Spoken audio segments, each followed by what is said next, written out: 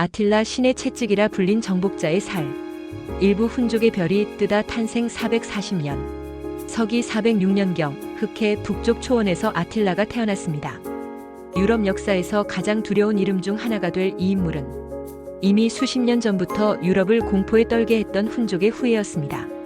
훈족은 중앙아시아 초원에서 기원해 4세기 후반 유럽으로 밀려든 유목민족으로 그들의 기마술과 잔혹함은 로마인들에게 공포 그 자체였습니다. 아틸라의 어린 시절에 대해서는 알려진 바가 거의 없지만 그는 훈족의 강인한 전사이자 노련한 지도자였던 숙부 루아스 밑에서 전쟁과 통치에 대한 모든 것을 배웠습니다. 434년 루아스가 사망하자 아틸라는 형인 블레다와 함께 훈족의 공동왕이 됩니다. 그러나 아틸라는 공동 통치에 만족하지 않았습니다. 445년 그는 형을 살해하고 훈족의 단독 지배자가 되면서 자신의 야심을 세상에 드러냈습니다. 이제 유럽 대륙은 아틸라라는 이름의 폭풍을 맞이할 준비를 해야 했습니다.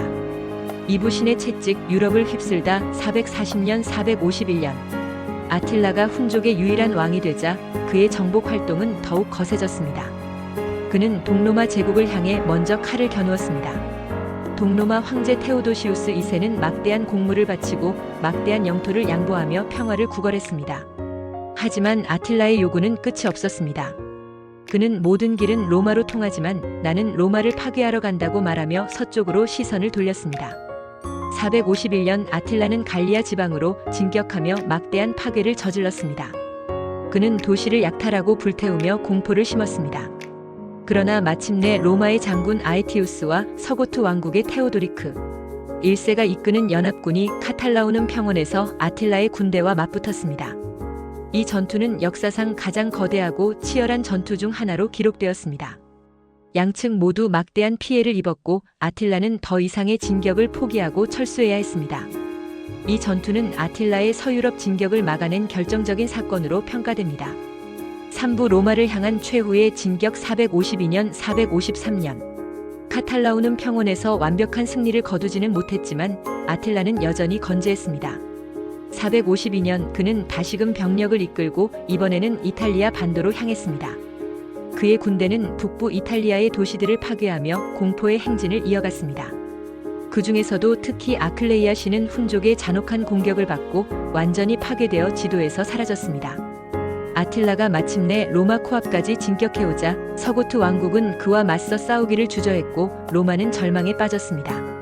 그러나 그때 당시 교황이었던 레오 1세가 아틸라를 찾아가 그와 직접談판을 짓겠다는 파격적인 결정을 내립니다.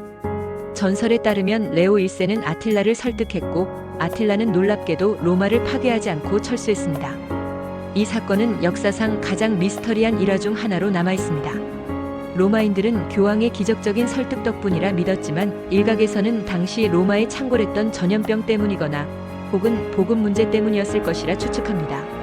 사부 정복자의 갑작스러운 죽음과 유산 453년 로마를 그냥 지나친 아틸라는 고향으로 돌아왔습니다. 그리고 453년 그는 부르군투족의 공주 일디코와 결혼하는 날 밤 갑작스럽게 사망했습니다. 역사가는 그의 죽음이 과음으로 인한 질식사였다고 기록했습니다.